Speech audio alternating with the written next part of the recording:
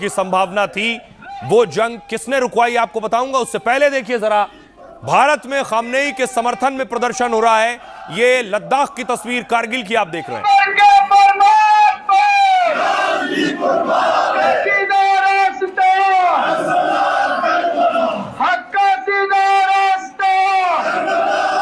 तुम हमारा सर कलम तो कर सकते हो, हमें झुका नहीं सकते।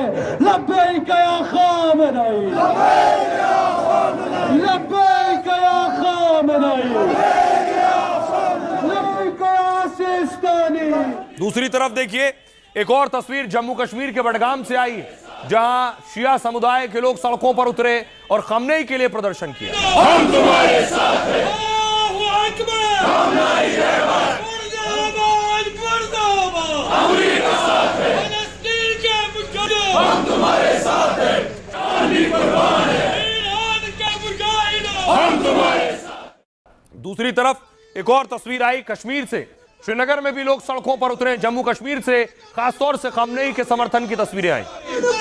जान भी कुर्बान है, रहबर के फरमान पर, जान भी कुर्बान है, सैयद के फरमान पर, जान भी कुर्बान है। अमेरिका मुर्दाबाद, जिंदा है, जान रहबर के फरमान पे।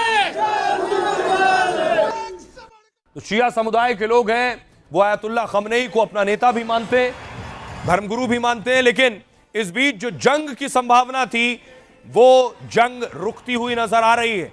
पीएम मोदी के दोस्त और कौन वो चार लोग हैं जिन्होंने ईरान और अमेरिका की जंग रुकवा दी।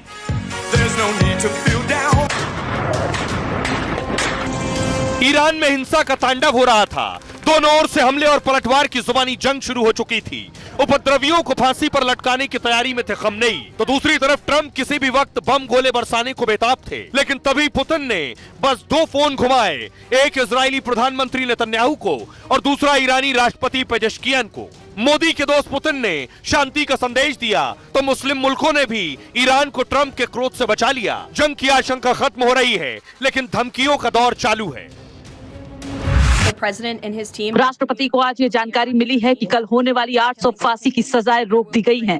राष्ट्रपति और उनकी टीम इस स्थिति पर बारीकी से नजर रख रही है और राष्ट्रपति के पास सभी विकल्प खुले हैं। जो गलती आपने जून में की थी, उसे दोबारा ना दोहराएं। अगर आप एक विफल अनुभव को आजमाते हैं, तो आपको फिर वही परिणाम मिलेगा।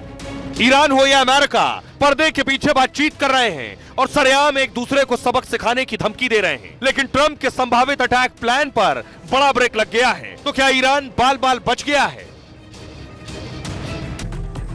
अब देखिए, क्या जिस जंग की आहट थी वो जंग रुक गई है। और ये जो दुनिया के नेता आप देख रहे हैं, इन्होंने जंग रुकवाने में बड़ी भूमिका निभाई है। क्या देखिए, मिडिल ईस्ट में बड़ी जंग टालने के पीछे है ये चार देश। इनमें सऊदी अरब, कतर, मिस्र, ओमान शामिल हैं। इन्हीं चार खाड़ी देशों ने ईरान और अमेरिका का टकराव रुकवाया है। इसमें पुतिन का भी रोल है। इसके लिए मध्यस्थ देशों ने ईरान अमेरिका से लगातार बातचीत की। सऊदी के अफसर ने कहा खित्ते में विनाशकारी परिणामों का रास्ता खुल जाएगा। खाड़ी देशों ने ईरान को भी अमेरिकी ठिकानों पर हमले न करने को कहा। यह कहा कि हमला करोगे तो क्षेत्रीय देशों में हमेशा के लिए संबंध बिगड़ेंगे। लेकिन ट्रंप इसलिए भड़के थे क्योंकि प्रदर्शनकारियों को फांसी होनी। तभी ईरान को यह भी समझाया गया कि फांसी का फैसला टाल दे, जिसके बाद ईरान ने करीब 800 लोगों की फांसी पर रोक लगा दी। उधर पुतिन ने भी इजराइल और ईरान के राष्ट्राध्यक्षों से बात की। पुतिन ने नेतन्याहू और पेजेश्कियन से फोन पर कहा, तनाव मत बढ़ाओ। आखिरकार लंबी जद्दोजहद के बाद अमेरिका ईरान मान गए। कहा जा रहा है कि ट्रंप ने हमले का विकल्प ठंडे बस्ते में डाल दिया, क्योंकि अमेरिका के चारों देशों से रणनीतिक और कारोबारी संबंध है। पिछले साल ट्रंप ने सऊदी अरब से 54 लाख करोड़ का समझौता किया। इसमें सबसे बड़ा हथियार पैकेज और तकनीक 22 लाख करोड़ का सौदा हुआ। मिस्र को तो यूएस सालाना 1,17,000 करोड़ की सैन्य मदद करता है। ओमान 1,17,000 करोड़ की सैन्य मदद करता है। ओमान अमेरिका में 2024 में करीब 9,000 करोड़ का व्यापार हुआ है। तो जितने कारोबारी मुल्क अमेरिका के साथ कारोबार कर रहे थे लाखों करोड़ का, उन्होंने ही दबाव बनाया तो ट्रंप रुके हैं। सुनिए ईरान क्या कह रहा है। हम सऊदी अरब, यूएई, बहरीन, कतर, तुर्की और इराक के साथ भाईचारा और दोस्ती बनाए रखेंगे। लेकिन इन देशों में स्थित आपका कोई भी सैन्य बेस सुरक्षित नहीं होगा। हम सलाह देते हैं वापस चले जाएं, इससे आगे न बढ़ें। अगर हम आगे बढ़े तो फिर युद्ध विराम जैसी बातों की कोई चर्चा नहीं होगी। The regime's dereliction of duty to its own राष्ट्रपति डोनाल्ड ट्रंप एक्शन लेने वाले इंसान हैं, न कि सिर्फ लंबी लंबी बातें करने वाले। जैसे कि हम यूनाइटेड नेशंस में देखते हैं, उन्होंने ये स्पष्ट कर दिया है कि नरसंहार को रोकने के लिए सभी विकल्प खुले हैं। राष्ट्रपति ट्रंप और अमेरिका ईरान के बहादुर लोगों के साथ खड़े हैं। ईरानी जनता की आर्थिक बदहाली और उनकी स्वतंत्रता के दमन के लिए पूरी तरह से ईरान की सरकार जिम्मेदार है और उन्हें इसके लिए जवाबदेह ठहराया जाएगा। with hundreds of thousands, if not millions. Peaceful protest. शांतिपूर्ण प्रदर्शनों को जानबूझकर हिंसक दंगों में बदल दिया गया। सिर कलम करने और लोगों को जिंदा जलाने और पुलिस अधिकारियों को पीट पीट कर मार डालने जैसी घटनाएं हुई। इस रक्तपात के लिए अमेरिका और इजराइल दोनों ही जिम्मेदारी से बच नहीं सकते। ईरान ना तो तनाव बढ़ाना चाहता है, ना ही टकराव, लेकिन ईरान के खिलाफ किसी भी आक्रामक कार्रवाई का जवाब निर्णायक, संतुलित और कानूनी तरीके से दिया जाएगा। तो अच्छी बात यह है कि जंग रुक गई, अब ईरान और अमेरिका नहीं भिड़ेंगे, तो उनकी फिक्र जो भारतीय वहां मौजूद थे सुरक्षित है।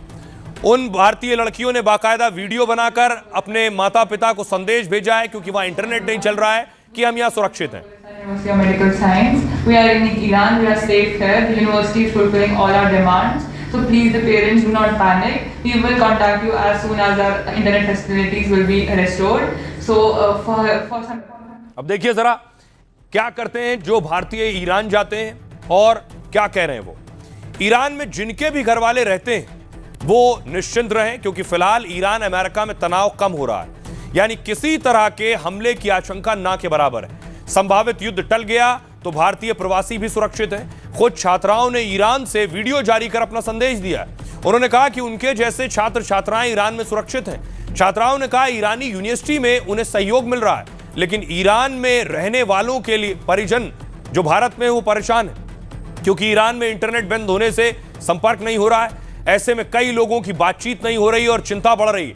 ईरान में करीब 10,000 से ज्यादा भारतीय रहते हैं और इनमें से कम 3,000 भारतीय छात्र इस वक्त ईरान में हैं। दरअसल ईरान में मेडिकल की पढ़ाई सस्ती और उच्च स्तरीय है। भारत में अगर कोई छात्र प्राइवेट कॉलेज से एमबीबीएस करता है तो 5 साल के लिए लगभग 50 लाख से लेकर 1 करोड़ रुपए तक देने होते हैं। ईरान में एमबीबीएस का कोर्स 14 से 15 लाख रुपए में हो जाता है और इसलिए बहुत से छात्र ईरान जाते हैं, वहां मेडिकल की डिग्री लेते हैं और ईरान में जिनके भी घर वाले रहते हैं वो निश्चिंत रहें। आइए आपको सुनवाता हूं, सुनिए जरा वो छात्र क्या कह रहे हैं जो ईरान में। हम गुलिस्तान यूनिवर्सिटी प्रशासन हमारी सभी मांगों को पूरा कर रहा है। कृपया कोई भी